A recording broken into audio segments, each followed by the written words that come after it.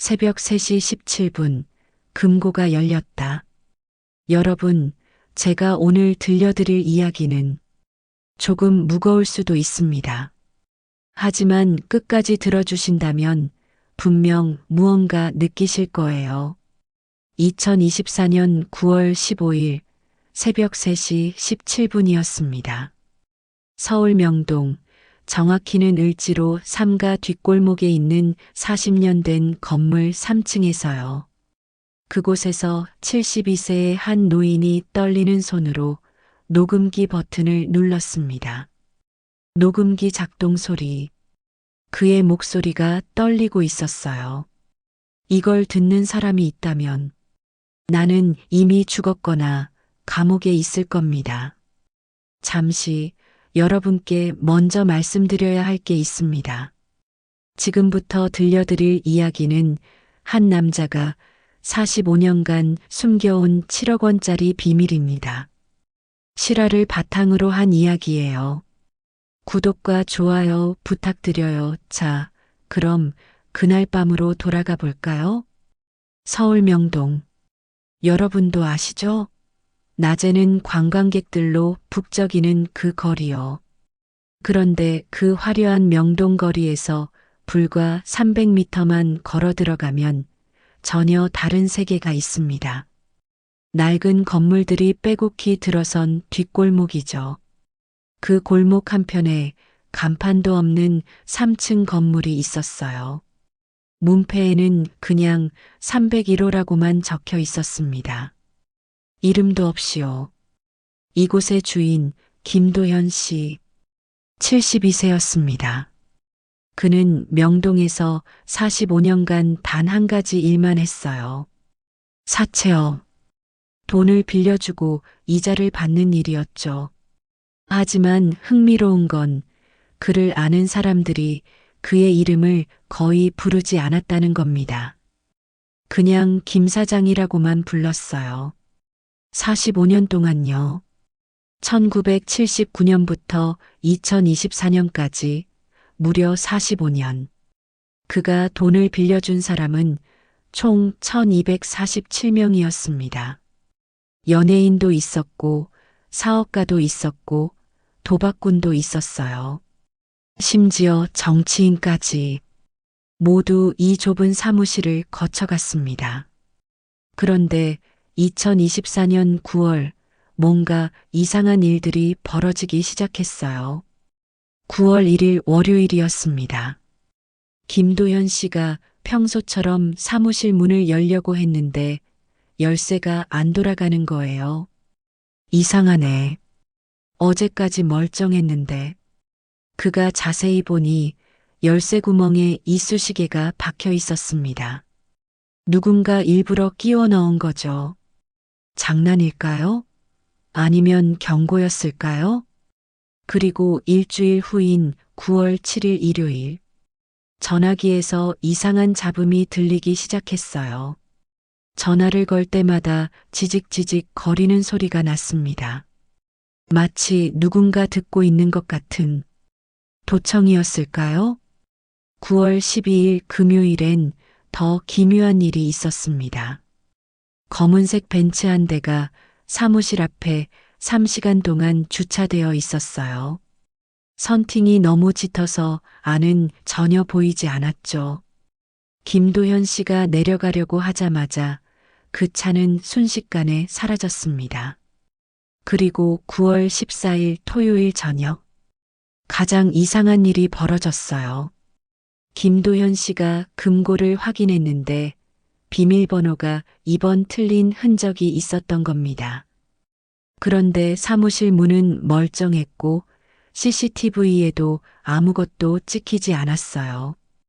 이게 무슨 의미일까요? 누군가 합법적으로 정당하게 이 사무실에 들어왔다는 뜻이었습니다. 김도현 씨는 중얼거렸어요. 누구지? 그리고 그날 밤이 왔습니다. 9월 15일 토요일에서 일요일로 넘어가는 새벽 2시 47분.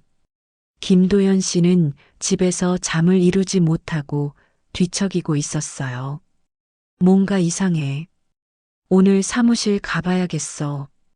그는 옷을 입고 집을 나섰습니다.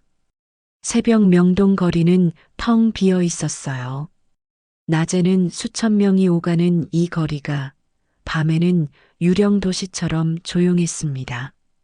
그의 발소리만 골목에 울려 퍼졌죠. 건물 앞에 도착했을 때 김도현 씨는 걸음을 멈췄습니다. 3층 자신의 사무실 창문에 불이 켜져 있었거든요. 불이 켜져 있어. 그는 천천히 계단을 올라갔습니다. 계단 삐걱거리는 소리. 3층 복도. 사무실 문 앞. 문이 살짝 열려 있었어요. 누구? 거기 누구야? 김도현 씨가 조심스럽게 물었습니다. 대답은 없었죠. 그가 문을 천천히 밀었습니다. 그리고 눈앞에 펼쳐진 광경은 후드를 쓴 인물이 금고 앞에 쪼그리고 앉아 있었어요. 거기서 누구야? 김도현 씨가 소리쳤습니다. 그 순간 그 사람이 휙 돌아봤어요. 하지만 얼굴은 그림자에 가려져 보이지 않았습니다. 그리고 갑자기 창문 쪽으로 뛰어갔죠. 빠른 발소리, 창문 열리는 소리. 잠깐 김도현 씨가 쫓아갔지만 침입자는 이미 비상계단을 타고 내려가고 있었어요. 아래에선 차 시동 소리가 들렸고 검은색 차량이 급발진하며 사라졌습니다. 번호판은 흙으로 가려져 있었어요. 김도현 씨는 숨을 헐떡이며 금고 쪽으로 돌아섰습니다. 금고는 괜찮아? 금고 문이 열려 있었습니다. 그가 천천히 들여다봤어요. 현금 3,200만 원. 그대로 있었습니다. 금괴 EKG, 시가 약 1억 5천만 원. 역시 그대로였어요. 각종 중요 서류들, 고객 명단, 계약서, 차용 증서, 모두 제자리에 있었습니다. 그런데 빈 공간이 하나 있었어요. 먼지 자국만 남아있는 그곳에 빨간 봉투가 사라진 겁니다. 김도현 씨의 얼굴이 창백해졌어요. 아니, 그건 안 돼. 여러분, 잠깐 시간을 되돌려 볼게요. 젊은 김도현이 그 빨간 봉투에 뭔가를 넣는 장면이 보입니다. 금고에 넣으며 자물쇠를 채우고요. 그의 목소리가 들려요. 이건 절대 열면 안 돼. 현재로 돌아오면 김도현 씨가 바닥에 주저앉아 있습니다. 그 봉투 안에는 1979년, 45년 전에 김도현 씨가 저지른 일의 모든 증거가 들어 있었거든요. 끝났어. 이제 끝이야. 그가 떨리는 목소리로 중얼거렸습니다. 그때 김도현 씨는 한 가지 결심을 했습니다. 책상 서랍을 열어 녹음기를 꺼냈어요. 만약 자신이 위험에 처한다면 혹은 누군가 진실을 왜곡한다면 이 녹음이 증거가 될 거라고 생각한 거죠. 녹음기 버튼 누르는 소리. 2024년 9월 15일 새벽 3시 17분. 나 김도연은 45년 전 진실을 고백합니다. 1979년 10월 23일 한 여성이 내게 500만 원을 빌렸습니다. 나는 그녀를. 그의 목소리가 떨렸습니다. 녹음 중인 LED 깜빡임. 그로부터 3일이 지났습니다. 9월 18일 화요일 오후 2시였어요. 김도현 씨의 사무실 문이 다시 열렸습니다. 김 사장님, 안녕하세요. 오랜만이에요.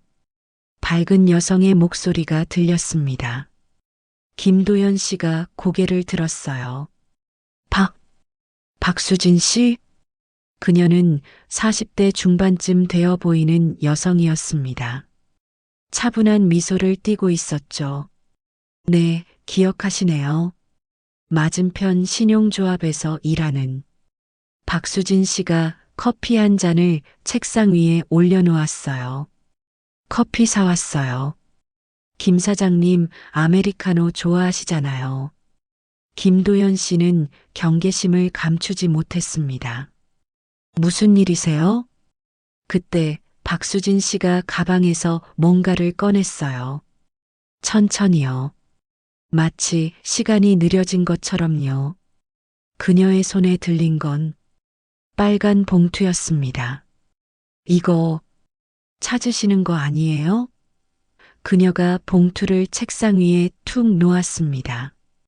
김도현 씨는 입을 열지 못했어요. 어떻게? 박수진 씨가 차갑게 미소 지으며 말했습니다. 놀라셨죠? 사실 김 사장님을 3년째 지켜봤거든요. 여러분, 빨간 봉투를 가진 이 여자는 대체 누구일까요? 그리고 왜 3년간 김도현 씨를 지켜본 걸까요? 다음 이야기가 궁금하시다면 댓글로 추리를 남겨주세요. 박수진의 정체는 무엇일까요? 여러분의 생각이 궁금합니다. 3일 후 두 번째 이야기로 돌아오겠습니다. 그때까지 안녕히 계세요. 음악 여운, 신용조합 직원의 미소. 안녕하세요, 여러분. 다시 돌아왔습니다. 지난 이야기 기억하시나요? 72세 김도현 씨의 금고에서 빨간 봉투가 사라졌고 3일 후 박수진이라는 여성이 그 봉투를 들고 나타났죠. 45년간 숨겨진 비밀이 담긴 그 봉투요. 오늘은 그 이야기의 두 번째 장을 들려드리겠습니다. 다시 그 사무실로 가볼까요? 2024년 9월 18일 화요일 오후 2시 명동의 좁은 사무실에서 두 사람이 마주 앉아 있습니다. 김도현 씨가 떨리는 목소리로 물었어요. 어떻게, 이걸 당신이? 박수진 씨는 차분하게 대답했습니다. 앉으세요, 김 사장님. 설명해 드릴게요. 그녀가 가방에서 파일을 꺼냈어요. 저는 2021년부터 명동 신용조합에서 일했어요. 맞은편 건물 5층이요.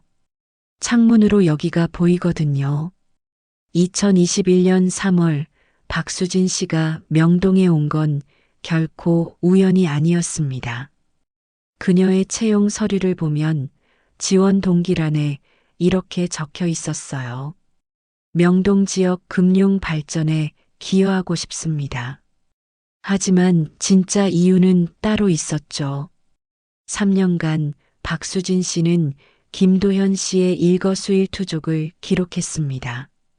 망원경으로 관찰하고 노트에 기록하고 사진을 찍었어요. 언제 출근하는지, 누구를 만나는지, 무엇을 먹는지까지요. 그녀의 노트에는 이런 내용들이 빼곡했습니다.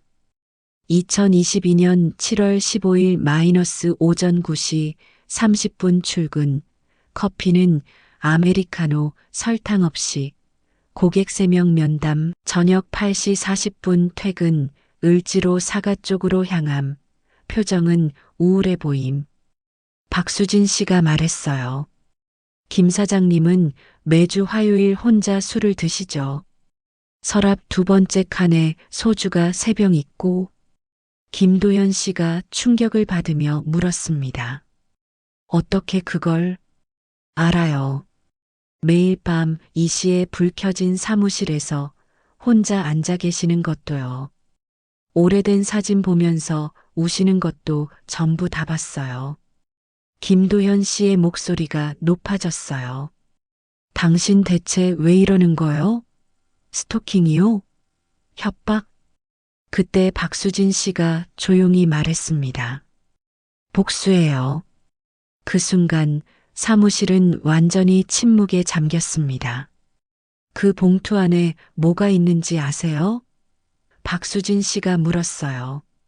김도현 씨는 대답하지 않았습니다. 열어보시죠. 그녀가 봉투를 김도현 씨 쪽으로 밀었습니다. 김도현 씨의 손이 떨렸어요. 천천히 봉투를 열었습니다. 안에서 나온 것들을 하나하나 보여드릴게요. 첫 번째, 1979년 10월 23일자 차용 증서였습니다. 차용 금액 금 500만 원 정. 차용일 1979년 10월 23일. 차용인 박영희, 대주 김도현. 이자 월 15%. 두 번째, 흑백 사진 한 장이었어요. 젊은 김도현, 당시 27세쯤 되어 보였습니다. 그 옆에 30대 초반의 한 여성이 서 있었어요. 배경은 명동 거리였고요. 사진 뒷면에는 이렇게 적혀 있었습니다. 1979.10 23 박영희. 세 번째, 신문 스크랩이었습니다. 누렇게 변한 신문지였어요. 1980년 3월 17일 조간 마이너스 명동 여인 한강 투신. 빚비관 추정, 유서 없어. 명동에서 사채 빚에 시달리던 박영희 33씨가 어제 새벽 한강에서 시신으로 발견됐다.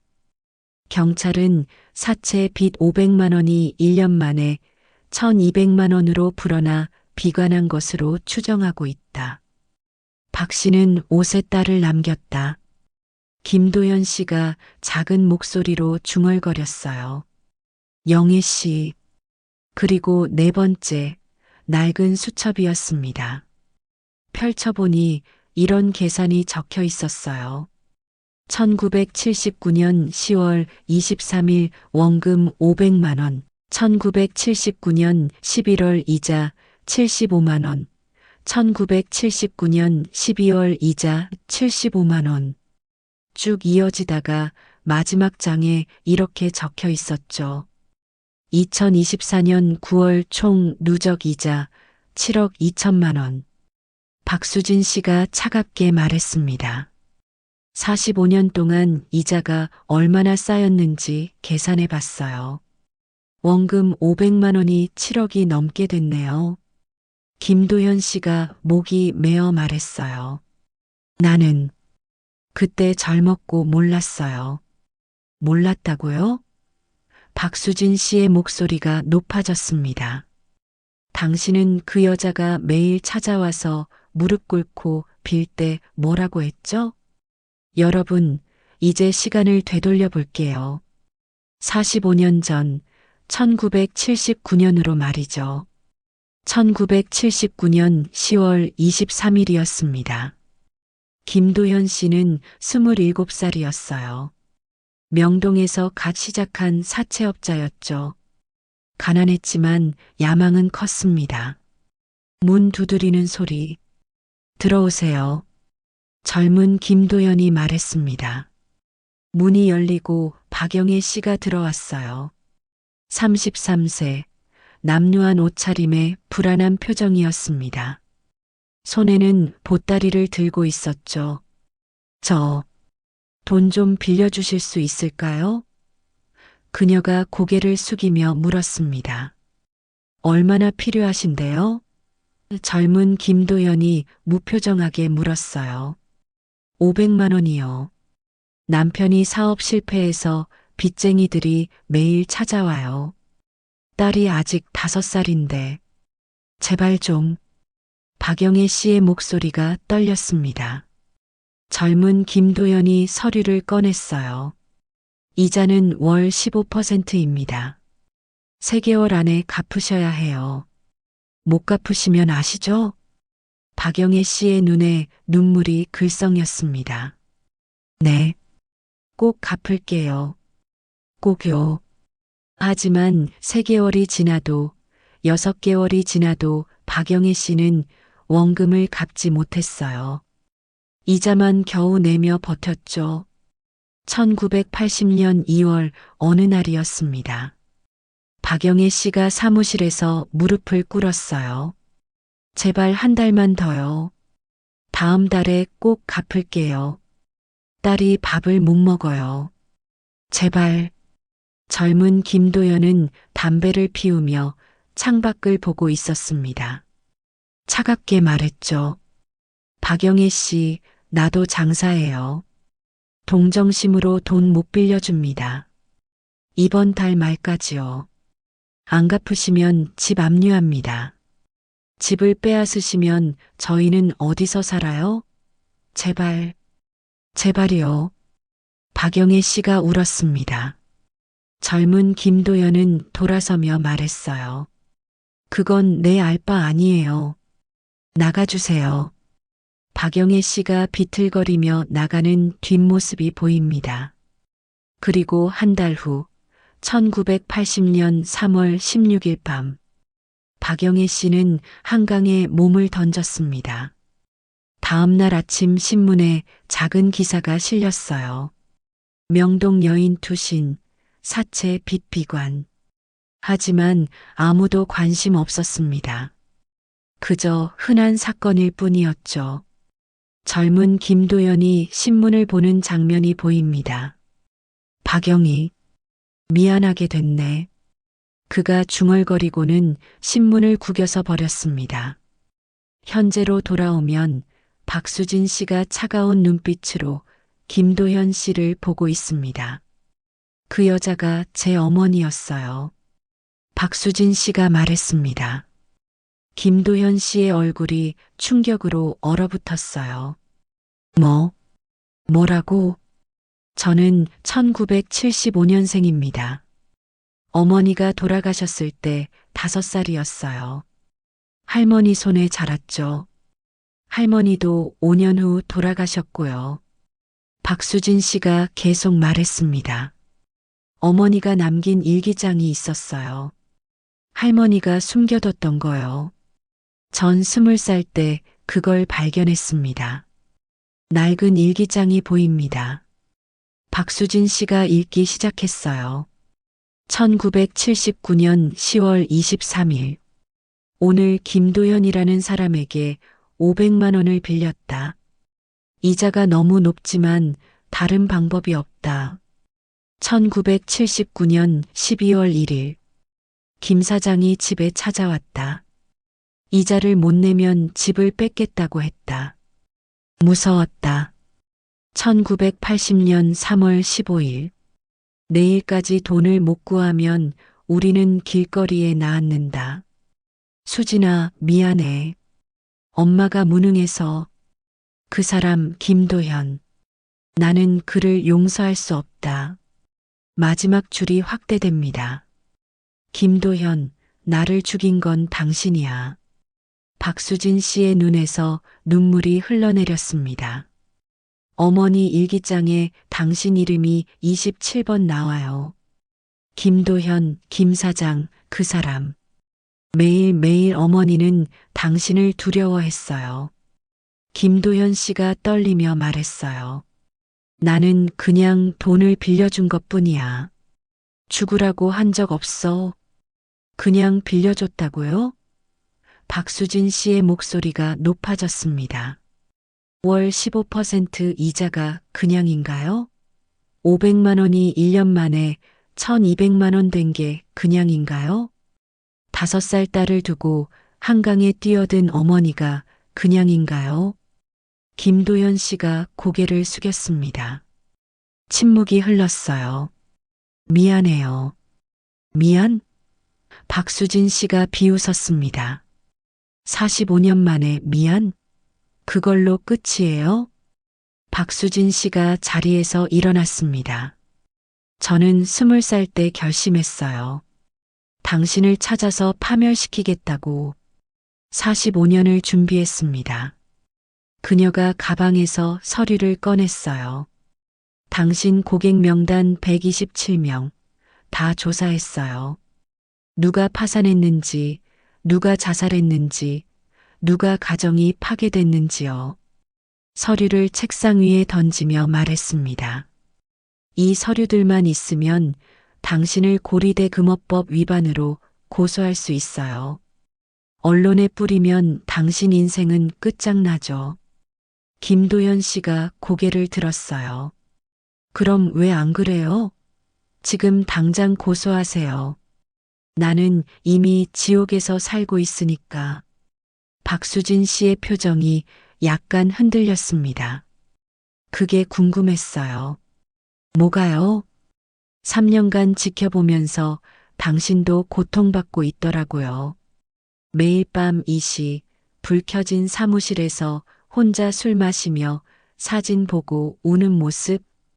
그게 뭔가 궁금했어요. 김도연 씨가 서랍을 열었습니다.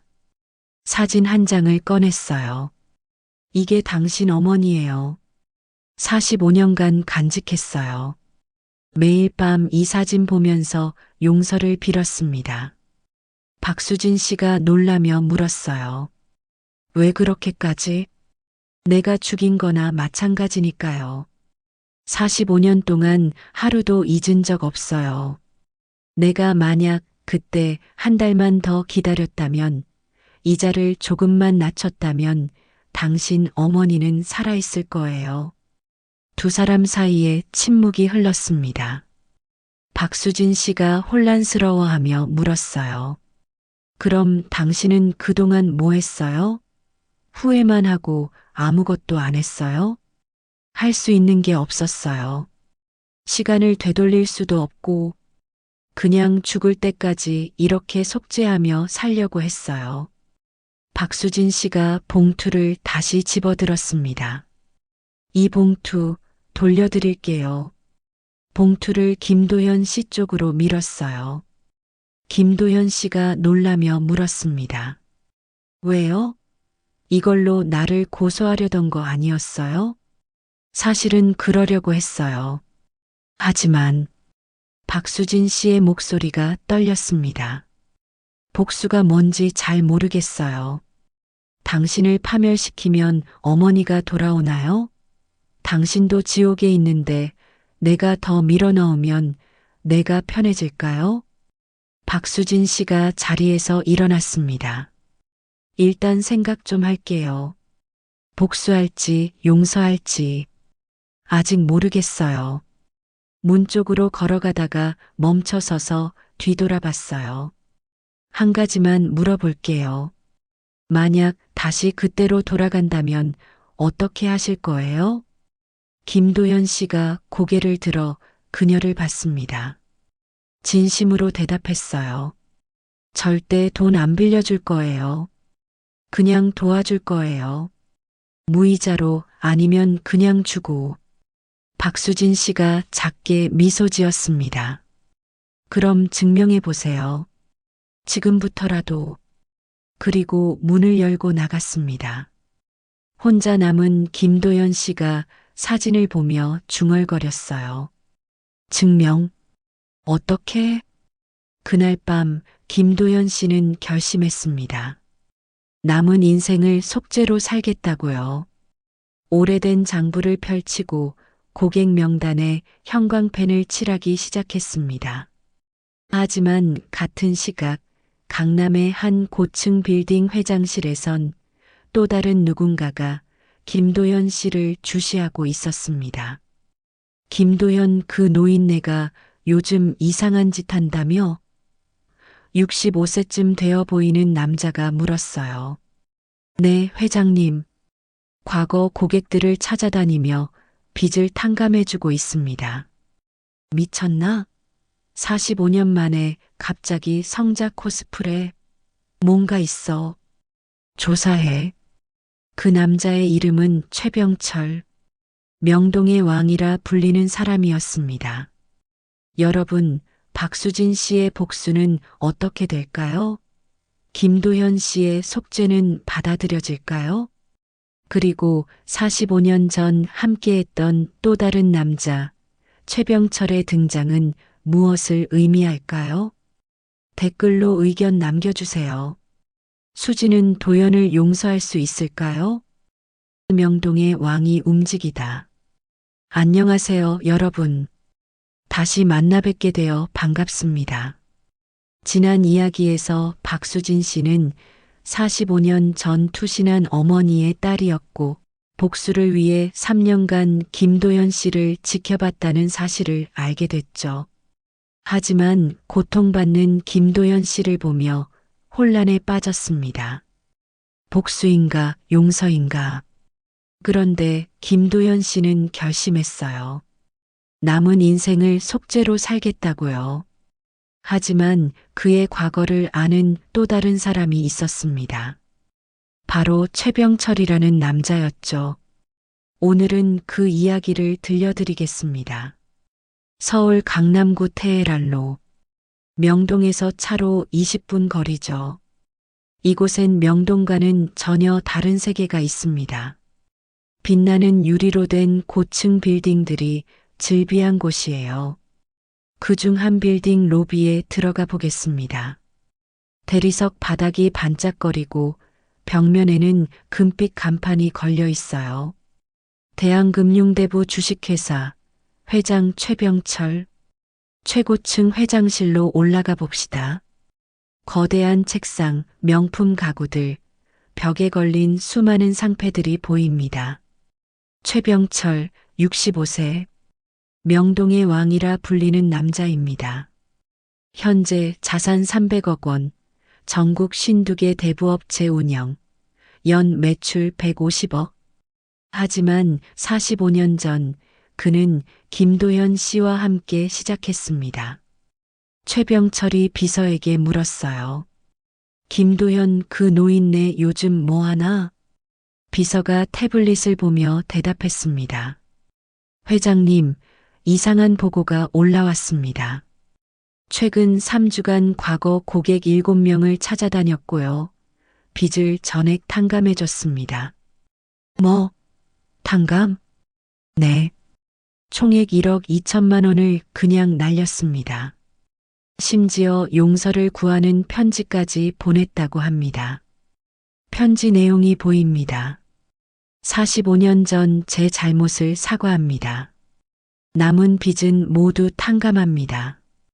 김도연 올림. 최병철의 표정이 굳었어요. 미쳤나? 왜 갑자기? 그리고 한 가지 더요. 박수진이라는 여성이 김도연 근처에 자주 나타납니다. 박수진? 누군데? 비서가 파일을 넘겼습니다. 명동 신용조합 직원입니다.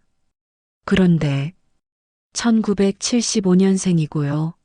어머니 이름이 박영희입니다. 최병철의 얼굴에 충격이 스쳤어요. 박영희. 1979년 그 여자? 네, 한강투신 사건이. 최병철이 자리에서 벌떡 일어났습니다. 젠장. 김도연 그 자식, 지금 뭐 하는 거야? 여러분, 이제 시간을 되돌려야 할 것 같습니다. 1979년으로요. 1979년. 김도연과 최병철은 함께 사채업을 시작했습니다. 둘은 고등학교 동창이었어요. 가난했지만 야망은 컸죠.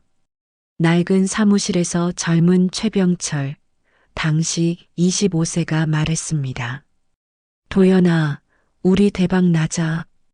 이 바닥에서 꼭대기까지. 젊은 도연, 27세가 대답했어요. 그래. 하지만 너무 무리는 하지 말자. 사람들 힘든 거 알잖아. 야, 동정심 가지면 이 바닥에서 못 살아. 우리도 먹고 살아야지. 착한 척하면 망해. 그때 박영애 씨가 찾아왔습니다. 사무실에서 무릎 꿇은 박영애 씨에게 젊은 도연이 말했어요. 이자는 월 15%입니다. 최병철이 도연의 귓속말로 속삭였죠. 야, 저 여자 상태 봐. 못 갚을 것 같은데? 담보 더 받아. 진명의 보증인 다. 그렇게까지. 아, 우리가 자선사업자야? 장사야 장사. 안 그러면 우리가 당해. 시간이 흘러 1980년 2월이 됐습니다. 박영애 씨는 이자도 내지 못했어요. 그때 최병철이 직접 나섰습니다. 박영애 씨 집 앞이었습니다. 최병철이 문을 두드렸어요. 박영애 씨, 오늘까지 500만 원. 못 구하면 집 뺏어요. 딸도 있던데 그 애는 어쩔 거예요? 박영애 씨가 울며 빌었습니다. 제발 한 달만. 딸이 아직 5살이에요. 최병철이 비웃으며 말했죠. 그런 거 나한테 말하지 말고 돈이나 구해와요. 방법은 많잖아요. 몸이라도 팔든지. 박영애 씨의 얼굴에 충격이 스쳤습니다. 며칠 후 사무실에서 젊은 도연이 말했어요. 병철아, 박영애 씨 좀 기다려주자. 너무 심한 거 아니야? 야, 내가 약해 빠져서 우리가 망하는 거야. 이 바닥은 냉정해야 돼. 동정심은 집어치워. 1980년 3월 16일 신문 헤드라인이 보입니다. 명동 여인 투신 사망. 사무실에서 젊은 도연이 신문을 보며 말했어요. 병철아, 박영애 씨가 죽었어. 최병철은 무표정했습니다. 그래서 우리가 죽인 거 아니잖아. 걔가 알아서 선택한 거지. 신경 꺼. 사람이 죽었는데. 내가 그렇게 약한 마음 먹고 살면 이 바닥에서 못 버텨. 나는 계속 할 거야. 너는 알아서 해. 그날 이후 두 사람은 결별했습니다. 최병철은 사업을 확장했고 김도연은 작은 사무실을 지켰죠. 45년이 흘렀지만 그날의 기억은 지워지지 않았습니다. 현재로 돌아오면 최병철이 회장실에서 말합니다. 김도연 지금 양심 찔려서 속죄하려는 거야? 웃음내. 어떻게 하시겠습니까? 박영애 사건 다시 수면 위로 올려. 45년 전 일이지만 세상은 모르잖아. 경찰은 나중이고 먼저 여론을 만들어. 유튜버 몇 명한테 돈 주고 영상 만들게 해. 명동 사채왕의 어두운 과거. 이런 식으로. 며칠 후 유튜브에 영상이 올라왔습니다. 충격 명동 사채왕 45년 전 여성 투신 사건 연루. 조회수 52만 회. 댓글들이 달렸어요.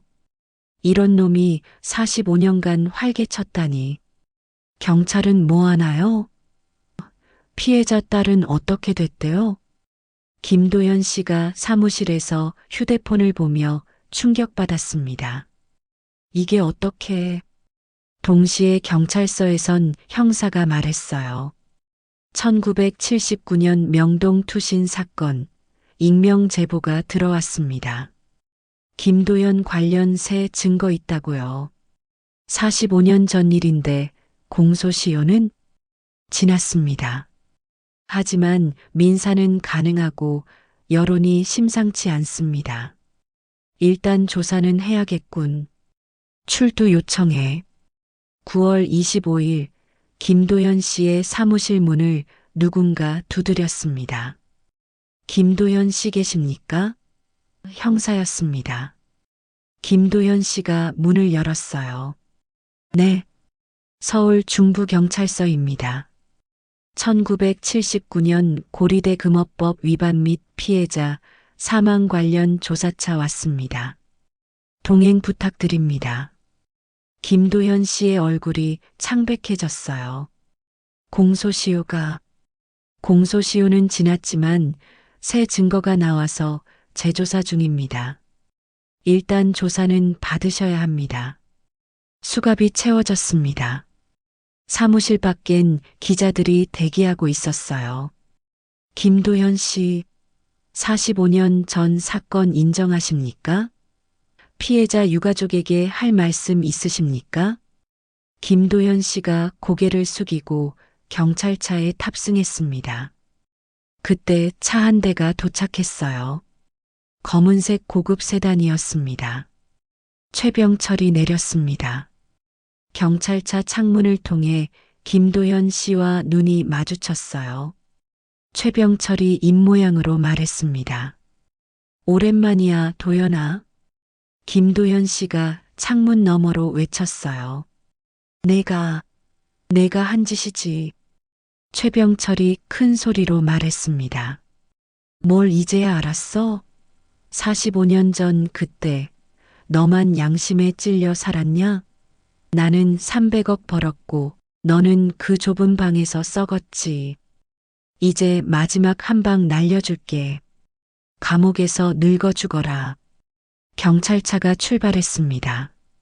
멀리서 박수진 씨가 모든 장면을 지켜보고 있었어요. 최병철, 그 사람이, 그녀가 휴대폰을 꺼냈습니다.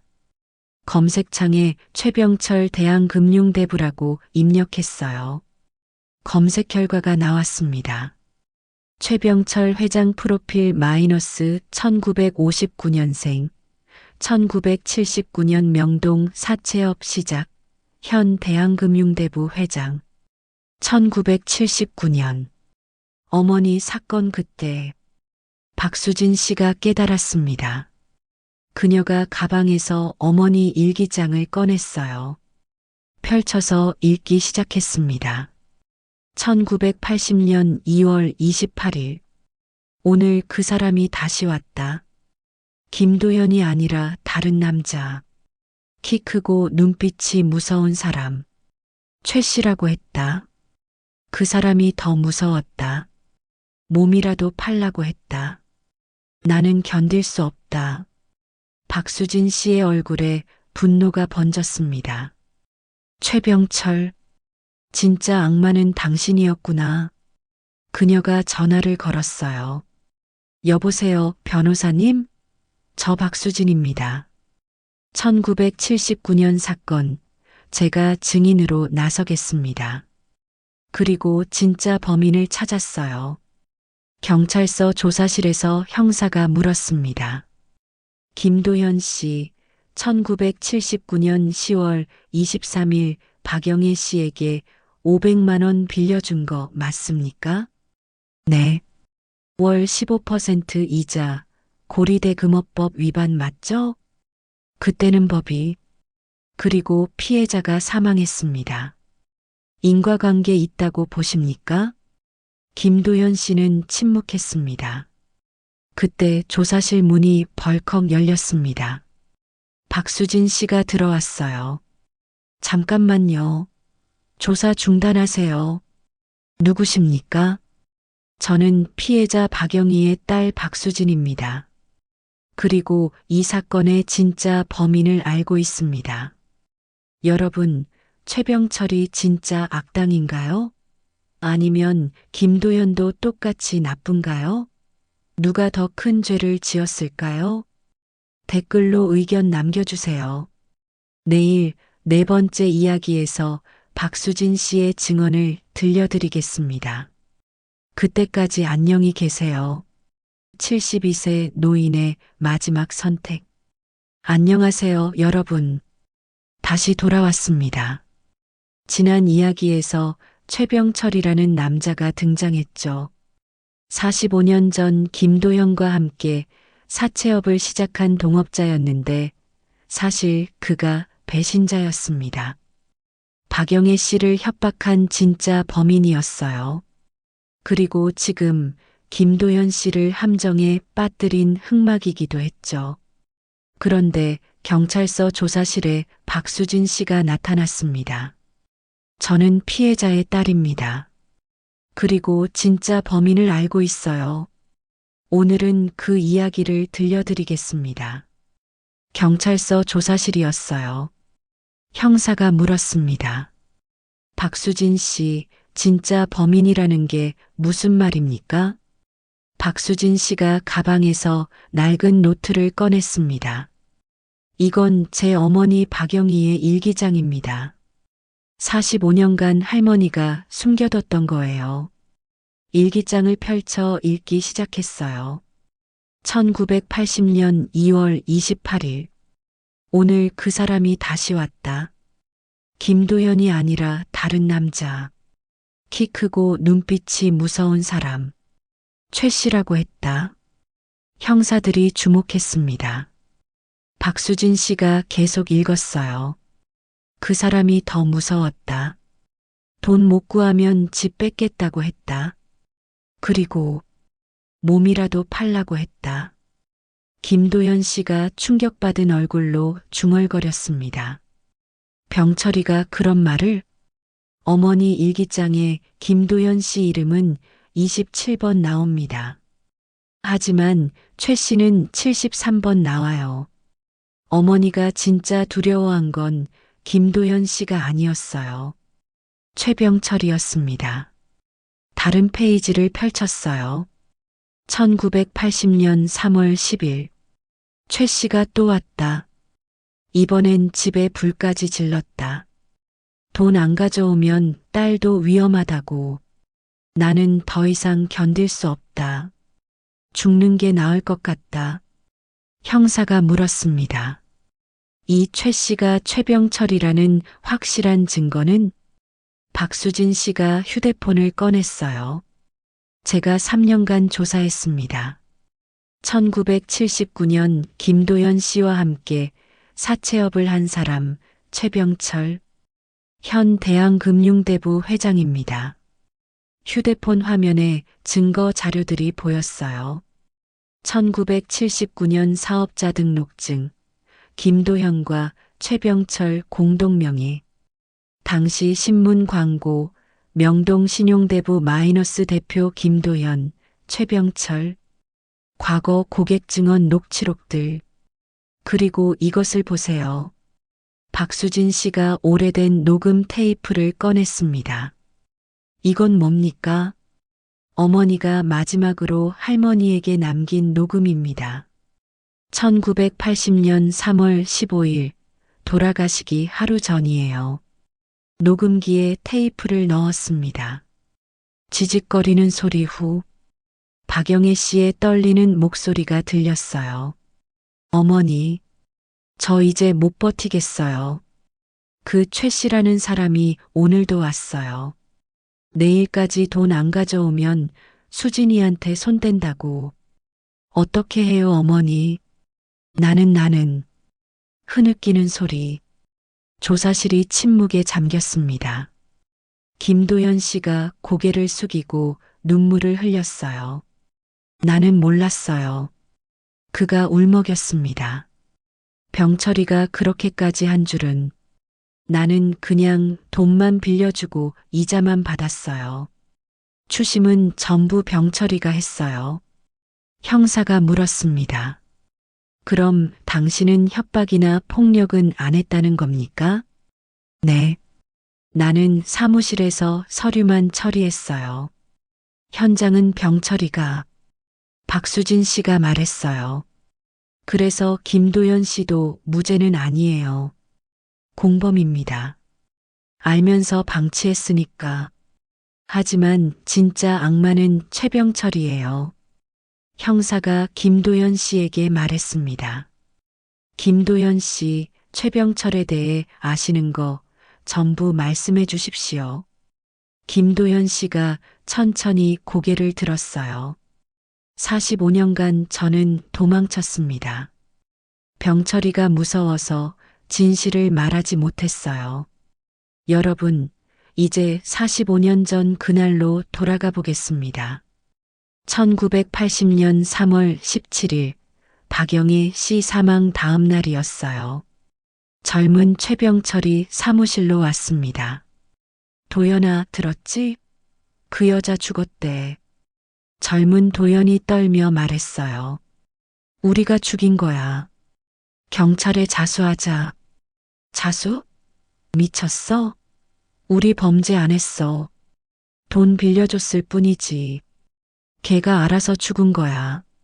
하지만 내가 협박했잖아. 몸 팔라고 했잖아. 최병철이 위협적으로 다가왔어요. 증거 있어? 없잖아. 그러니까 입 닥쳐. 내가 만약 경찰 가면 너도 공범으로 잡혀. 같이 망하는 거야. 알았어? 젊은 도연은 두려움에 떨었습니다. 알았어. 현재로 돌아오면 김도현 씨가 말했습니다. 그날 이후 저는 병철이와 결별했어요. 하지만 진실은 말하지 못했어요. 두려웠으니까. 그리고 저도 공범이라는 걸 알았으니까. 그럼 45년간 왜 말하지 않았습니까? 비겁했습니다. 살고 싶었어요. 감옥 가기 싫었고, 병철이 보복도 무서웠고, 그래서 그냥 작은 사무실에 숨어서 평생 속죄하며 살았어요. 잘못했습니다. 김도현 씨가 바닥에 무릎 꿇었습니다. 박수진 씨를 향해서요. 수진 씨, 정말 미안합니다. 제가 그때 용기 냈더라면, 진실을 말했더라면, 당신은 어머니와 행복하게 살 수 있었을 텐데. 박수진 씨의 눈에서 눈물이 흘러내렸습니다. 전 아직도 김 사장님을 용서할 수 없어요. 하지만 당신은 최소한 후회라도 했잖아요. 최병철은 아무렇지도 않게 300억을 벌었어요. 그게 더 화나요. 경찰서 회의실에서 서장이 말했습니다. 증거가 충분합니다.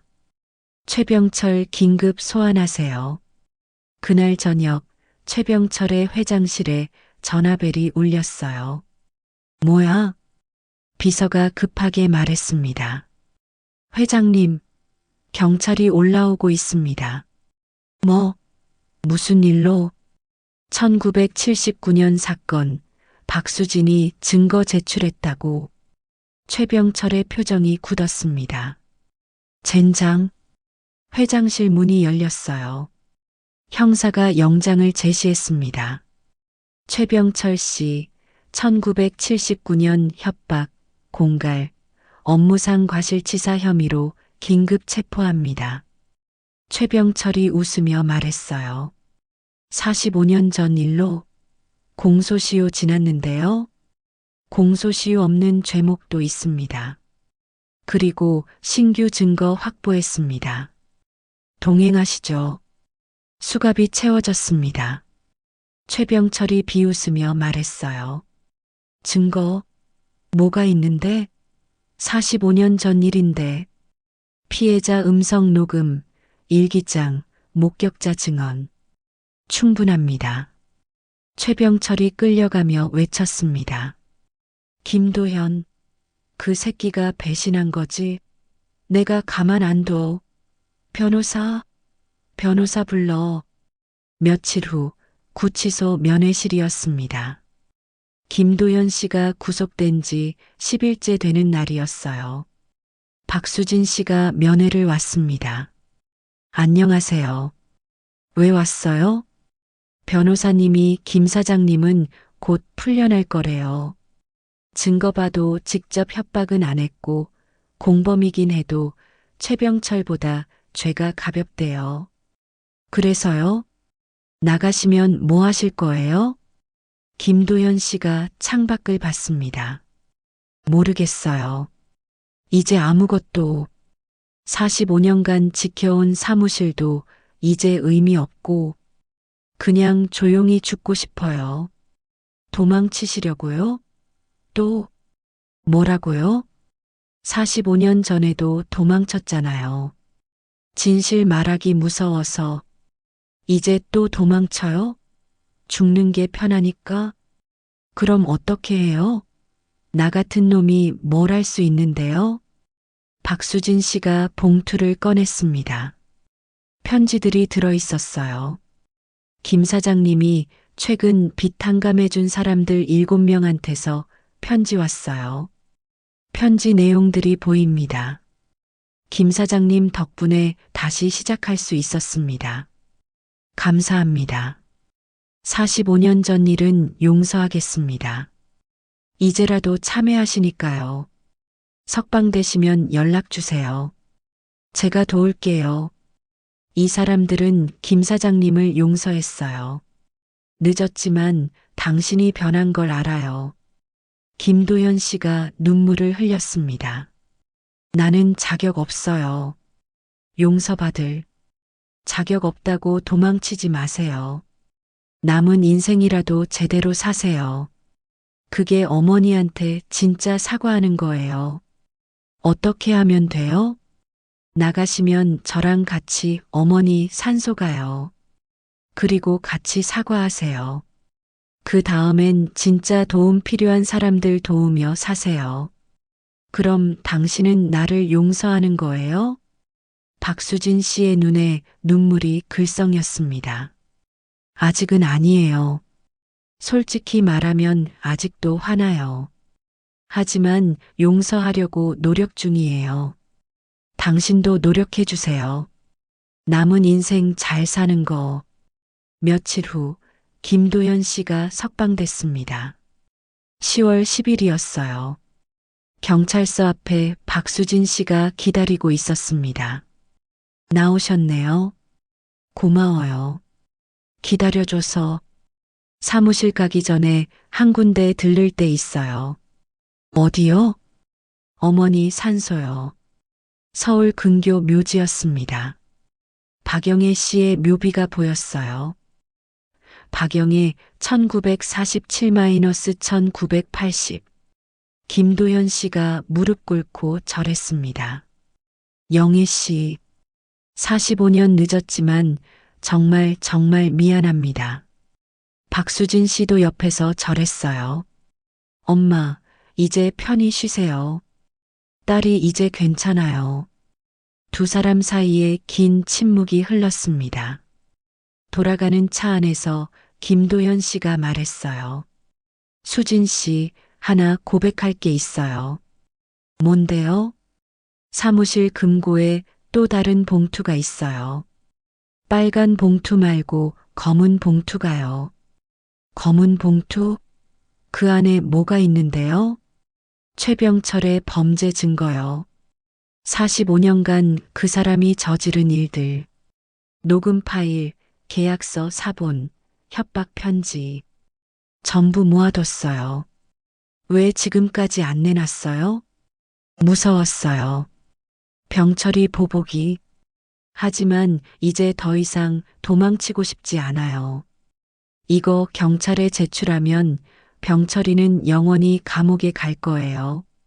박수진 씨의 표정이 결연해졌습니다. 좋아요. 같이 가요. 끝장냅시다. 여러분, 검은 봉투 안에는 대체 무엇이 들어 있을까요? 댓글로 추리해 주세요. 검은 봉투 안에 뭐가 있을까요? 배신자의 정체. 안녕하세요, 여러분. 다시 만나 뵙게 되어 반갑습니다. 지난 이야기 기억하시나요? 검은 봉투. 김도현 씨가 45년간 숨겨둔 마지막 비밀이었죠. 그 안에는 최병철의 모든 범죄 증거가 들어 있었습니다. 오늘은 그 검은 봉투를 여는 순간을 여러분께 보여드리겠습니다. 명동 사무실이었어요. 김도현 씨와 박수진 씨가 함께 들어왔습니다. 금고 앞에 선 김도현 씨가 말했어요. 45년간 단 한 번도 열어보지 않았어요. 금고 다이얼을 천천히 돌렸습니다. 딸각, 딸각, 딸각. 마지막 숫자를 맞추자 금고 문이 열렸어요. 금고 안에 검은 봉투가 있었습니다. 김도현 씨가 떨리는 손으로 봉투를 꺼냈어요. 이게 전부입니다. 책상 위에 조심스럽게 놓았습니다. 봉투를 열었습니다. 하나씩 내용물을 꺼내 보여드릴게요. 첫 번째, 녹음 테이프 12개였습니다. 낡은 카세트 테이프들이었어요. 1979년부터 1983년까지요. 병철이가 고객들 협박하는 소리를 몰래 녹음했어요. 두 번째, 계약서 사본 147장이었습니다. 서류 더미가 쏟아져 나왔어요. 병철이 명의로 불법 대출해준 기록입니다. 이자율이 월 30%, 심지어 50%도 있어요. 세 번째, 협박 편지 원본들이었습니다. 편지 내용이 보였어요. 내일까지 돈 안 가져오면 집에 불 지르겠다. 마이너스 최병철. 그리고 마지막 사망자 명단이 적힌 노트였습니다. 김도현 씨의 목이 메었어요. 병철이 때문에 죽거나 파산한 사람들. 제가 아는 것만 23명이에요. 명단이 보입니다. 1. 박영희 1982신 2. 강민호 1981 파산 후 실종 3. 이수정 1982 자살. 쭉 이어져서 23. 정현수 2003 파산. 박수진 씨가 충격을 받았습니다. 23명이나요? 이건 제가 아는 것만이에요. 실제론 훨씬 더 많을 거예요. 그날 오후 경찰서였습니다. 형사가 증거들을 보며 말했어요. 이게 전부 진짜입니까? 네, 전부 원본입니다. 45년간 언젠가 쓸 날이 올 거라고 모아뒀어요. 왜 진작 제출하지 않으셨습니까? 무서웠어요. 병철이가 나를 죽일까봐. 비겁했습니다. 형사가 녹음 테이프 중 하나를 재생했습니다. 지직거리는 소리 후 최병철의 목소리가 들렸어요. 강민호 씨, 돈 가져왔어요? 없다고? 그럼 오늘 밤 당신 가게에 불 지를 거예요. 농담 아니에요. 진짜로. 피해자 울음소리. 이건 명백한 협박이네요. 형사가 다른 테이프를 재생했습니다. 또다시 최병철의 목소리였어요. 이수정 씨, 돈 없으면 몸으로 갚아요. 내가 아는 곳 소개해 줄게. 한 달이면 갚을 수 있어요. 여성 비명. 형사들의 표정이 굳었습니다. 이건 단순 협박이 아니라 인신매매 교사네요. 검사실에서 검사가 말했어요. 증거 충분합니다. 최병철 추가 기소 준비하세요. 협박, 공갈, 방화교사, 인신매매 교사. 이 정도면 최소 무기징역입니다. 구치소, 최병철의 면회실이었습니다. 변호사가 말했어요. 회장님, 상황이 안 좋습니다. 김도연이 45년치 증거를 전부 제출했습니다. 최병철이 분노했습니다. 그 개새끼가 45년 증거를 모았어? 나를 배신한 거야? 녹음 테이프, 협박 편지, 사망자 명단까지. 변호가 거의 불가능합니다. 최병철이 책상을 쳤습니다. 불가능? 그게 무슨 소리야? 나 여기서 썩으라는 거야? 최선을 다하겠지만 증거가 너무 확실합니다. 게다가 피해자 유가족들이 집단 소송 준비 중입니다. 최병철의 눈에 광기가 어렸습니다. 김도현, 그 새끼만은 꼭 죽여야 돼. 방법 찾아. 어떻게든. 회장님, 지금 더 범죄 저지르시면. 닥쳐. 내가 시킨 대로 하라고. 그날 밤 김도현 씨의 사무실이었습니다. 김도현 씨가 혼자 정리를 하고 있었어요. 갑자기 문이 벌컥 열렸습니다. 복면을 쓴 남자 2명이 침입했어요. 김도현 맞지? 김도현 씨가 놀라며 뒷걸음질 쳤습니다. 누구? 최 회장님이 안부 전화래. 한 명이 쇠 파이프를 꺼냈습니다. 잠깐만. 남자들이 다가왔어요. 그때였습니다. 사무실 문이 다시 열렸어요. 박수진 씨였습니다. 김 사장님, 서류 놔두고. 상황을 파악한 박수진 씨가 재빨리 핸드폰을 꺼냈어요. 경찰 신고할 거예요. 젠장. 남자들이 도주했습니다. 김도현 씨가 바닥에 주저앉았어요. 숨을 헐떡였죠.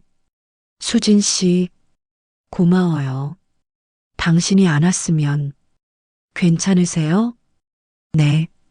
당신이 안 왔으면 며칠 후 법원이었습니다. 10월 20일 1차 공판이 열렸어요. 법정에 최병철이 피고석에 앉아 있었습니다. 판사가 물었어요. 피고인 최병철, 혐의를 인정합니까? 최병철이 차분하게 대답했습니다. 일부는 인정합니다. 하지만 저 혼자만 한 게 아닙니다. 무슨 뜻입니까? 김도연도 공범입니다. 아니, 사실 김도연이 주도했습니다. 방청석에서 김도연 씨와 박수진 씨가 충격을 받았어요. 김도연 씨가 중얼거렸습니다. 거짓말. 최병철이 비웃으며 말했어요. 김도연은 45년간 증거를 모았다며 그건 자기 죄를 덮으려고 나를 희생양 삼으려는 거예요. 검사가 반박했습니다. 증거는 명백합니다. 피고인의 목소리가 녹음돼 있습니다. 그 녹음은 조작된 거예요. 김도연이 45년간 시간 있었잖아요. 얼마든지 조작 가능해요. 방청석이 술렁였습니다. 판사가 말했어요. 정숙, 피고인, 근거 없는 주장 삼가시오. 최병철이 외쳤습니다. 근거 있어요. 김도연한테 물어보세요. 박영희, 진짜 죽인 건 김도연이에요. 내가 그날 현장에 없었다는 증거 제출하겠습니다. 법정이 대혼란에 빠졌습니다. 기자들이 술렁였어요. 김도연 씨의 얼굴이 창백해졌습니다. 말도 안 돼. 병철이가 그날 박수진 씨가 그를 진정시켰어요. 진정하세요. 거짓말일 거예요. 최병철이 의미심장한 미소를 지었습니다. 여러분, 최병철의 반격입니다. 그는 과연 무엇을 준비했을까요? 법정 밖 복도였습니다. 기자들이 몰려들었어요. 김도연 씨, 최병철 주장 사실입니까? 정말 당신이 주범입니까? 김도연 씨는 말문이 막혔습니다. 저는 박수진 씨가 기자들에게 말했어요. 지금 취재 불가합니다. 김도연 씨를 데리고 나갔습니다. 주차장이었어요. 박수진 씨가 물었습니다. 김 사장님, 혹시 그날 정말 뭔가 있었어요? 김도연 씨가 고개를 숙였습니다. 수진 씨, 사실 내가 당신한테 말 안 한 게 하나 있어요. 뭔데요? 1980년 3월 16일, 당신 어머니가 돌아가시기 전날, 나도 그 집에 갔었어요. 박수진 씨의 눈이 커졌습니다. 뭐라고요? 여러분, 45년간 숨겨진 마지막 진실이 있었습니다. 그날 밤 정말 무슨 일이 있었을까요? 댓글로 추리해 주세요. 김도연도 공범일까요? 진실은 무엇일까요? 내일 6번째 이야기에서 녹음기의 마지막 진실을 들려드리겠습니다. 그때까지 안녕히 계세요. 녹음기의 비밀. 안녕하세요, 여러분. 다시 돌아왔습니다. 지난 이야기에서 김도연 씨가 충격적인 고백을 했죠. 1980년 3월 16일, 박영희가 죽기 전날 나도 그 집에 갔었다. 45년간 숨겨진 마지막 진실. 오늘 그 이야기를 들려드리겠습니다. 주차장에서 박수진 씨가 떨리는 목소리로 물었어요. 어머니 집에 갔었다고요? 네. 왜 그걸 숨겼어요? 김도연 씨가 고개를 숙였습니다. 말하면 당신이 날 더 미워할까봐. 여러분, 이제 45년 전 그날로 돌아가 보겠습니다. 1980년 3월 16일 저녁 7시였어요. 그날 오후 젊은 최병철에게서 전화가 왔었습니다. 도연아, 박영희 그 여자 내일까지 돈 못 구하면 집 뺏을 거야. 너도 알지? 젊은 도연이 대답했어요. 병철아, 좀 기다려주자. 딸이 아직 어린데. 야, 장사야, 장사. 동정심 버려. 내가 오늘 저녁에 마지막으로 갈 거야. 너도 와. 나도?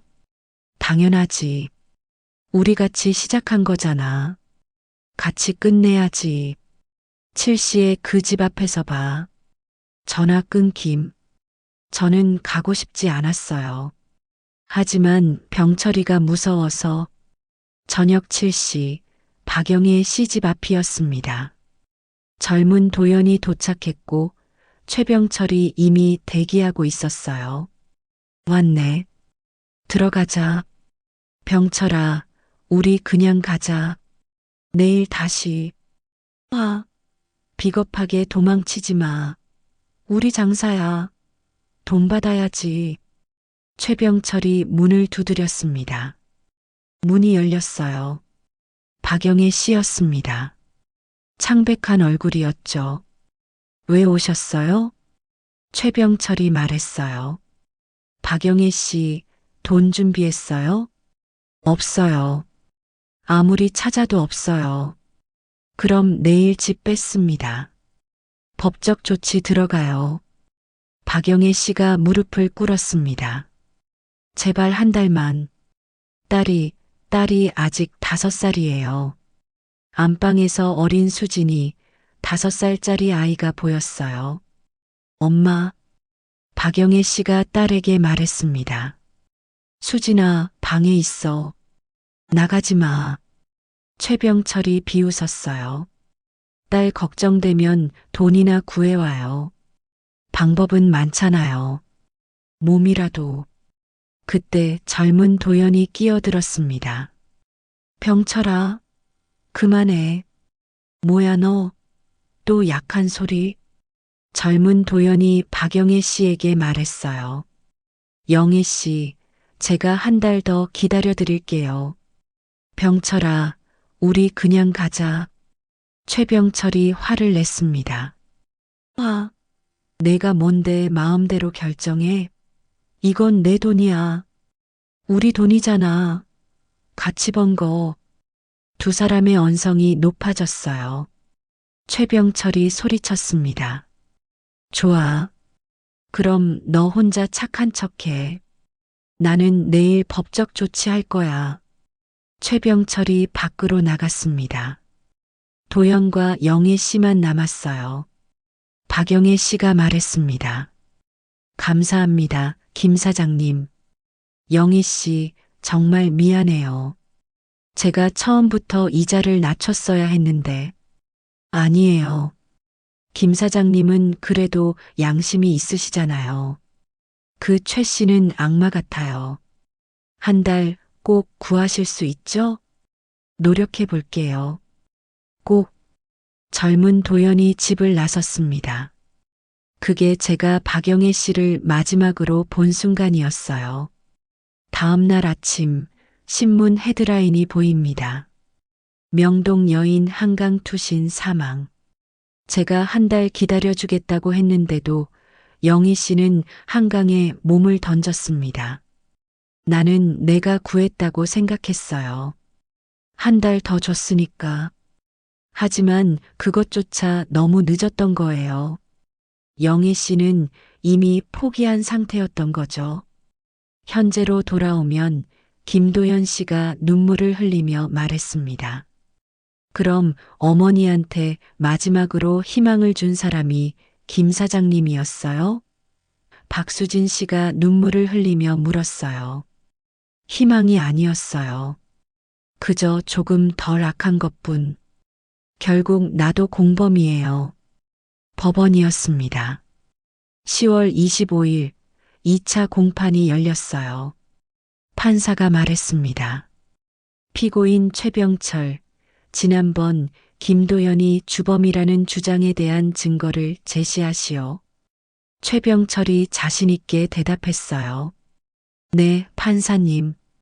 저는 1980년 3월 16일 저녁 박영애 집에 가지 않았습니다. 증거는 알리바이 증인 있습니다.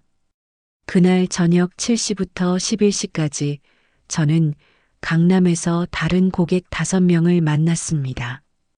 증인석에 놓인 한 분이 등장했어요. 맞습니다. 1980년 3월 16일 최병철 씨와 저녁 내내 같이 있었습니다. 방청석이 술렁였습니다. 최병철이 말했어요. 박영희 집에 간 건 김도연 혼자였어요. 그가 뭘 했는지는 나도 몰라요. 하지만 다음날 영희 씨는 죽었죠. 김도연 씨의 얼굴이 창백해졌어요. 검사가 반박했습니다. 김도연 씨는 그날 집에 갔다고 인정했습니다. 하지만 협박은 하지 않았습니다. 증거는요? 누가 봤어요? 그날 밤 둘만 있었잖아요. 김도연 말만 믿으라고요? 법정이 대혼란에 빠졌습니다. 판사가 말했어요. 정숙, 검사, 추가 증거 있습니까? 검사가 당황했습니다. 그때였습니다. 방청석에서 박수진 씨가 일어났어요.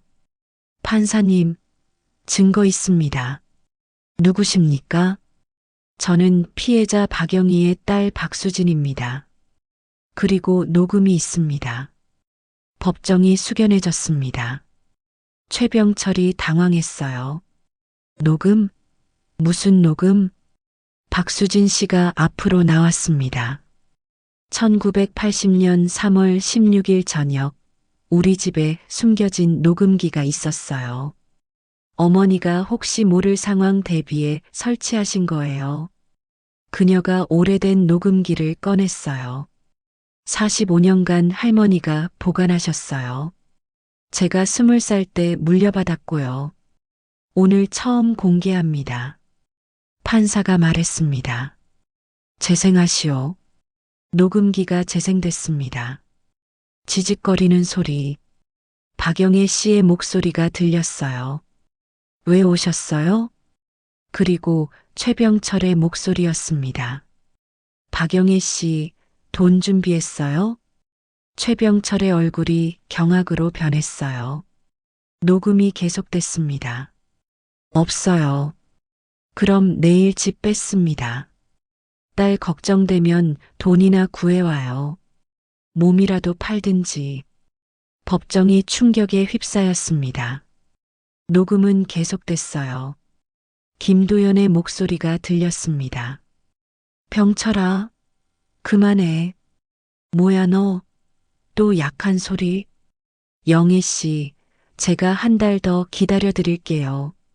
최병철의 목소리였습니다. 내가 뭔데 마음대로 결정해.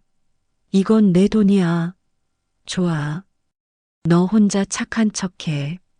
나는 내일 법적 조치할 거야. 문 쾅 닫히는 소리. 그 다음 김도연의 목소리였어요. 영희 씨, 미안해요. 한 달 꼭 구하실 수 있죠? 노력해 볼게요. 녹음 끝.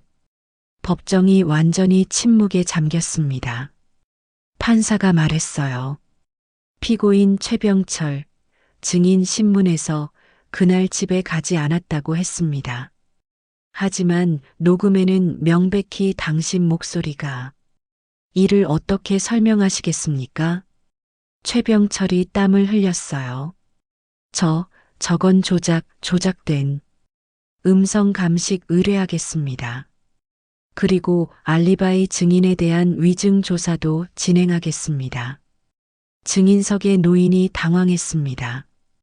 며칠 후 11월 1일 최종 판결이 있었습니다. 판사가 말했어요. 음성 감식 결과 녹음 파일은 조작되지 않은 원본으로 확인됐습니다. 그리고 알리바이 증인은 피고인에게 금품을 받고 위증한 것으로 드러났습니다. 최병철이 고개를 숙였습니다. 판사가 판결문을 읽었어요. 피고인 최병철, 45년간 수많은 사람들을 협박, 공갈, 폭행하고 그 과정에서 최소 23명의 사망 및 파산을 야기했습니다. 이는 용서받을 수 없는 중대한 범죄입니다. 피고인 최병철에게 징역 25년을 선고합니다. 그리고 피해자들에 대한 총 180억 원의 손해배상을 명합니다. 망치 소리. 최병철이 절규했습니다. 25년. 내가 65살인데 여기서 죽으라는 거야. 판사가 말했어요. 피고인은 45년간 수많은 사람의 인생을 파괴했습니다. 25년도 부족합니다. 최병철이 끌려나가며 외쳤습니다. 김도현, 이게 다 내 짓이지. 너도 공범이야. 같이 감옥 가야 돼. 김도현 씨가 눈물을 흘렸습니다. 판사가 계속 말했어요. 그리고 김도현 씨가 일어났습니다. 당신은 비록 직접적 폭력은 행사하지 않았으나 공범으로서의 책임이 있습니다. 하지만 45년간의 속죄, 피해자들에 대한 보상, 그리고 진실규명 협조를 참작하여 징역 3년, 집행유예 5년을 선고합니다. 김도현 씨가 눈물을 흘리며 고개를 숙였어요. 감사합니다, 판사님. 김도현 씨, 남은 인생 진정한 속죄로 살기 바랍니다. 방청석에서 박수진 씨도 눈물을 흘렸습니다. 법원 밖 계단이었어요. 김도현 씨와 박수진 씨가 서 있었습니다. 축하드려요. 아니, 축하는 아니고. 어쨌든 끝났네요. 수진 씨, 정말 고마워요. 당신이 아니었으면 나는 끝까지 비겁하게 살았을 거예요. 전 아직도 김 사장님을 완전히는 용서 못해요. 솔직히 말하면 당연해요. 용서받으려고 한 것도 아니에요. 그냥 남은 인생 제대로 살고 싶어요. 어떻게요? 사무실 정리하고 진짜 필요한 사람들 돕고 싶어요. 무이자로. 아니, 그냥 기부로. 그렇게 속죄하며 살고 싶어요. 박수진 씨가 작은 미소를 지었습니다. 그럼 제가 도와드릴게요. 정말요? 어머니도 원하실 것 같아요. 복수보다는 누군가 행복하게 사는 게 더 낫잖아요. 두 사람이 하늘을 바라봤습니다. 여러분, 45년간의 어둠, 그리고 빛입니다. 복수는 끝났고 용서가 시작됩니다. 그들의 진짜 인생은 이제부터입니다. 댓글 남겨주세요. 도연과 수진의 미래가 궁금하시죠? 정의는 기록된다. 안녕하세요, 여러분. 다시 만나 뵙게 되어 반갑습니다. 지난 이야기에서 최병철은 징역 25년을 선고받았고 김도현 씨는 집행유예를 받았죠. 45년간의 그림자가 끝났습니다. 하지만 여러분, 진짜 이야기는 이제부터입니다. 명동거리입니다. 2025년 4월 재판이 끝나고 1년이 지났어요. 봄이 왔습니다. 명동은 여전히 사람들로 붐볐어요. 하지만 한 곳만은 달라졌습니다. 김도현 씨의 옛 사무실 건물이 보입니다. 새 간판이 걸려 있어요. 희망 신용 상담소 마이너스 무료 상담 무이자 지원. 사무실 내부는 깨끗하게 리모델링 됐습니다. 김도현 씨가 책상을 정리하고 있었어요. 문이 열렸습니다. 박수진 씨였어요. 김 사장님, 오늘 상담 신청자 3명 더 왔어요. 그래요? 많이 오네요, 요즘. 입소문 났나 봐요. 명동에 진짜 공짜로 도와주는 곳 있다고. 상담실이었습니다. 첫 번째 상담자가 들어왔어요. 50대 남성이었습니다. 저 사업 실패하고 대부업체에서 3천만 원 빌렸는데 이자가 너무 높아서. 이자율이 어떻게 되죠? 월 15%요. 김도현 씨의 표정이 씁쓸해졌습니다. 45년 전 내가 받던 이자네요. 네, 아니에요. 걱정 마세요. 제가 대신 갚아드리고 무이자로 다시 시작하실 수 있게 도와드릴게요. 정말요? 왜 그렇게까지? 속죄 중이에요. 평생. 오후 2시였습니다. 사무실 문이 열렸어요. 노인 한 분이 들어왔습니다. 김도현 씨 계신가요? 김도현 씨가 일어났습니다. 네, 저인데요. 누구? 아, 기억하시네요. 45년 만입니다. 강민호 씨였어요.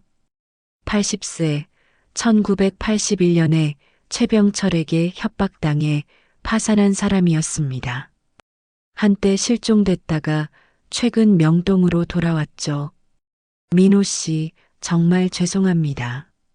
그때 제가 막지 못해서. 아니에요. 그 일은 이제 됐어요. 오늘 온 건 감사 인사하러 왔어요. 감사요? 작년 재판 뉴스로 봤어요. 김 씨가 최병철 감옥 보낸 거요. 덕분에 45년 한이 풀렸어요. 강민호 씨의 눈에서 눈물이 흘렀습니다. 감사합니다. 제가 감사해야죠. 용서해 주셔서. 두 노인이 악수를 나눴습니다. 며칠 후 2025년 4월 15일 기자회견장이었습니다. 김도현 씨가 단상에 섰어요. 기자들과 카메라가 가득했습니다. 김도현 씨, 오늘 중대 발표가 있다고 들었는데요. 네. 오늘 제 전 재산 20억 원을 명동희망재단에 기부하겠습니다. 기자들이 술렁였어요. 20억 전부를요? 왜 그런 결정을? 이 돈은 제 돈이 아니에요. 45년간 사람들의 고통으로 만들어진 더러운 돈입니다. 이제 진짜 필요한 곳에 쓰이길 바랍니다. 기부 증서에 서명했습니다. 그럼 김 씨는 앞으로 어떻게 사실 건가요? 김도현 씨가 미소 지었어요. 제 손으로 일하면서 살 거예요. 상담소 청소부터 직접 하고요. 그렇게 속죄하며 살 거예요. 뒤에서 박수진 씨가 박수를 쳤습니다. 다른 사람들도 박수를 쳤어요. 그날 저녁 박영애 씨의 산소였습니다. 김도현 씨와 박수진 씨가 함께 왔어요. 어머니 왔어요. 오늘 큰일 있었어요. 박수진 씨가 꽃을 놓았습니다. 김 사장님이 전 재산 기부하셨어요. 이제 진짜 속죄하며 사시겠대요. 김도현 씨가 무릎 꿇고 절했습니다. 영희 씨, 45년 늦었지만 이제라도 제대로 사과할게요. 그리고 남은 인생 잘 살게요. 당신과 수진 씨를 위해서. 박수진 씨가 눈물을 흘렸어요. 어머니, 저 이제 용서할 수 있을 것 같아요. 김 사장님을.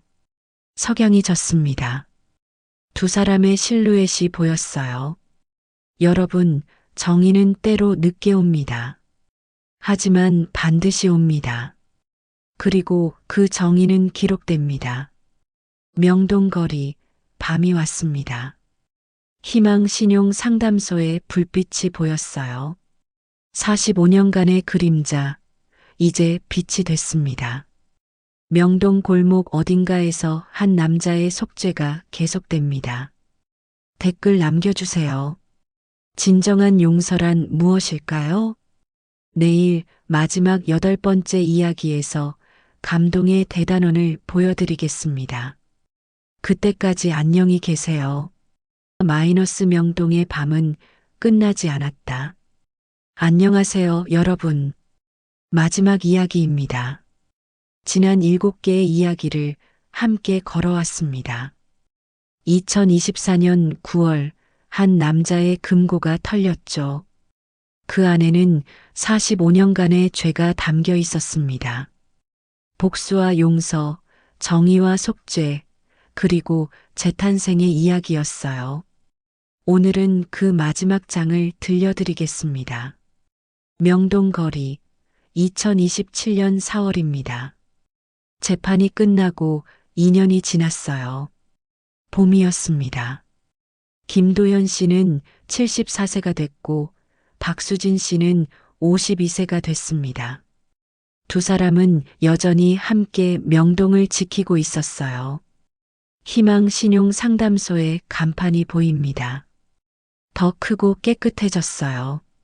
희망신용상담소 마이너스 무료 상담 무이자 지원 지금까지 도운 사람 1247명. 사무실 내부에서 김도연 씨가 청소를 하고 있었어요. 박수진 씨는 서류를 정리하고 있었고요. 김 사장님, 오늘 상담 12명 예약돼 있어요. 12명? 바쁘네요. 좋은 일이죠. 그리고 오늘 특별한 방문객이 오신대요. 누구요? 문이 열렸습니다. 젊은 여성, 30대쯤 되어 보이는 사람이 들어왔어요. 안녕하세요. 어서 오세요. 누구신지? 저 박영희의 손녀예요. 수진 이모 딸이에요. 박수진 씨가 놀랐습니다. 지은이? 네, 이모. 오늘 할머니 제사날이잖아요. 같이 가려고 왔어요. 김도연 씨가 감격했습니다. 박영애 씨의 산소였습니다. 세 사람이 나란히 섰어요. 새 묘비가 보입니다. 박영애 1947-1980. 당신의 딸과 손녀는 행복하게 살고 있습니다. 지은이 절을 했어요. 할머니, 저 지은이에요. 이모 덕분에 대학도 졸업하고 이제 회사도 다니고 있어요. 걱정 마세요. 박수진 씨가 말했습니다. 어머니, 딸은 이제 괜찮아요. 김 사장님과 함께 일하면서 복수보다는 용서를 배웠어요. 미움보다는 사랑을 배웠어요. 김도연 씨가 떨리며 말했어요. 영희 씨, 저 이제 곧 그쪽으로 갈 것 같아요. 나이도 있고 건강도 안 좋고. 그때 직접 사과할게요. 그동안 수진 씨 잘 보살펴 주세요. 김 사장님, 무슨 소리예요? 괜찮아요. 두렵지 않아요. 이제 떳떳하게 갈 수 있어요. 며칠 후 김도연 씨의 사무실이었습니다. 편지를 쓰고 있었어요. 수진 씨에게 이 편지를 읽고 있다면 아마 나는 이미 세상을 떠났을 거예요. 편지 내용입니다. 45년 전 나는 당신 어머니를 구하지 못했습니다. 하지만 당신은 나를 구해줬어요. 복수할 수도 있었는데 용서를 택했고 미워할 수도 있었는데 함께 일하기를 택했어요. 덕분에 나는 남은 인생을 의미 있게 살았습니다. 이제 내가 떠나면 희망 상담소를 당신에게 맡깁니다. 나처럼 어둠 속을 헤매는 사람들 계속 도와주세요. 그게 당신 어머니가 원하는 일일 거예요. 고맙습니다. 정말 고맙습니다. 마이너스 김도연 올림. P.S. 사무실 금고에 마지막 봉투가 하나 더 있어요. 내가 떠난 후에 열어보세요. 편지를 봉투에 넣었습니다. 6개월이 지났습니다. 2027년 10월이었어요. 병원 VIP 병실, 침대에 누운 김도현 씨, 74세였습니다. 박수진 씨가 옆에 앉아 있었어요. 의사가 말했습니다. 말기암입니다. 시간이 많지 않습니다. 박수진 씨가 눈물을 흘렸습니다. 김 사장님, 왜 진작 병원 안 오셨어요? 어차피 늙어서 죽을 나이잖아요. 괜찮아요. 이제 편하게 갈 수 있어요. 편하게요? 저를 두고 어떻게? 수진 씨는 이제 혼자서도 잘할 수 있어요. 강한 사람이에요. 당신 어머니 닮았어요. 김 사장님, 전 아직 완전히 용서 못했어요. 그런데 이렇게 가시면 괜찮아요. 완전한 용서는 없어요. 그냥 조금씩 미움을 내려놓으면 돼요. 그것만으로도 충분해요. 김도연 씨가 손을 내밀었습니다. 박수진 씨가 손을 잡았어요. 고마워요. 정말 고마워요. 김도연 씨가 눈을 감았습니다. 심전도 기계에서 평평한 선이 나왔어요. 김 사장님, 김 사장님. 박수진 씨가 김도연 씨의 손을 꼭 잡으며 울었습니다. 며칠 후 장례식장이었습니다. 김도연 1953-2027 연결식. 영정사진엔 김도연 씨의 미소 짓는 모습이 있었어요. 놀랍게도 수백 명이 찾아왔습니다. 그가 도운 사람들, 그가 구한 사람들, 모두 마지막 인사를 하러 왔어요. 조문객이 말했습니다. 김 사장님이 제 빚 대신 갚아주셨어요. 그분 아니었으면 저희 가족 망했어요. 다른 조문객이 말했어요. 무료로 법률 상담해 주셨어요. 천사 같은 분. 또 다른 사람이 말했습니다. 마지막까지 속죄하며 사신 진짜 어른이셨어요. 박수진 씨가 영정 앞에서 절했습니다. 김 사장님, 많은 사람들이 왔어요. 당신 잘 사셨어요. 이제 편히 쉬세요. 장례식 후 상담소에서 박수진 씨가 혼자 사무실을 정리했어요. 책상 위에서 김도연 씨가 남긴 편지를 발견했습니다. 편지를 열어 읽었어요. 마지막 문장이 보였습니다. P.S. 사무실 금고에 마지막 봉투가 하나 더 있어요. 내가 떠난 후에 열어보세요. 금고를 열었습니다. 하얀 봉투가 있었어요. 박수진 씨에게 마이너스 도연이 남긴 마지막 선물. 봉투를 열었습니다.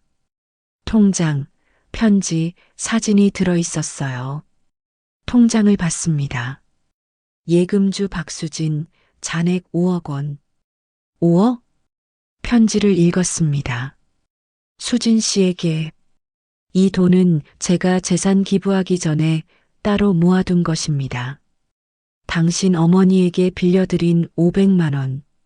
45년간 이자 계산하면 7억이 넘지만 저는 5억만 드립니다. 나머지 2억은 제가 받을 자격이 없어서 이 돈으로 당신이 행복하게 사세요.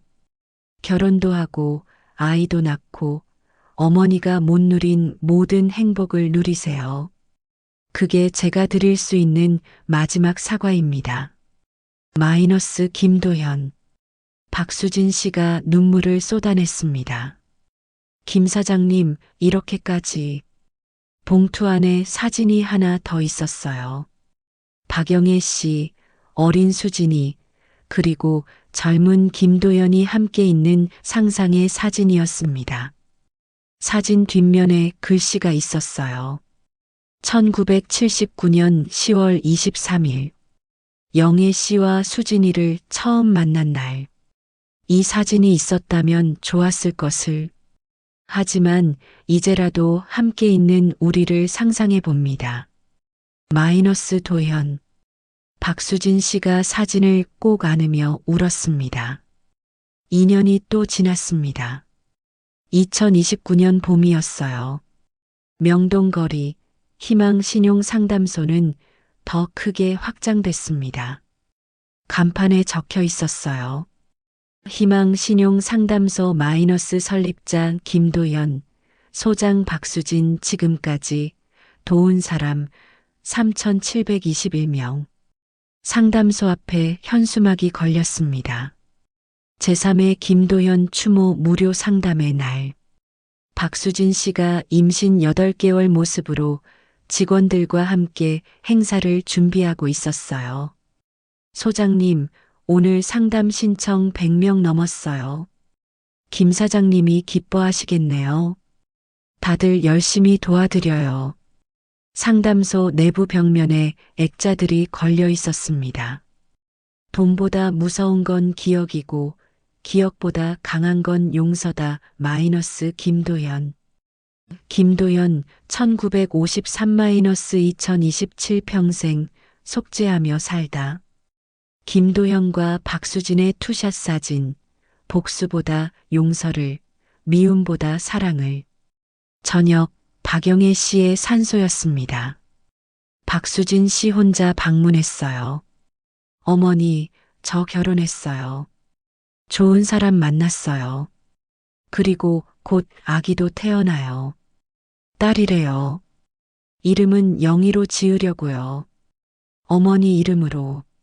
배를 쓰다듬으며 말했습니다. 그리고 김 사장님, 전 이제 완전히 용서했어요. 늦었지만요. 어머니도 하늘에서 용서하셨을 거예요. 석양이 졌습니다. 박수진 씨의 실루엣이 보였어요. 여러분, 복수는 끝났고 용서가 시작됐습니다. 45년간의 그림자는 이제 수천 명에게 빛이 됐습니다. 명동 야경이 보입니다. 상담소의 불빛들이 반짝였어요. 명동의 밤은 아직 끝나지 않았습니다. 오늘도 어딘가에서 누군가 고통받고 있고 누군가는 그들을 돕고 있습니다. 김도현 씨의 유산은 계속됩니다. 상담소 문이 보입니다. 불 켜진 창문, 문패가 클로즈업 됩니다. 희망 신용 상담소 마이너스 여기는 두 번째 기회를 주는 곳입니다.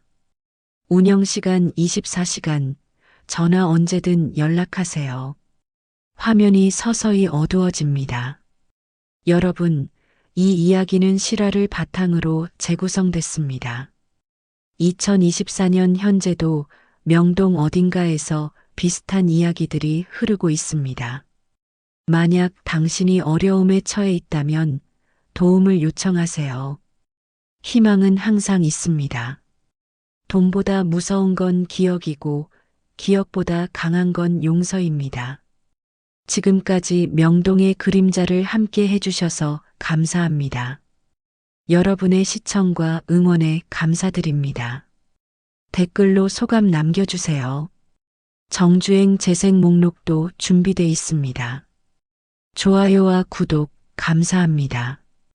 안녕히 계세요. 여러분, THEND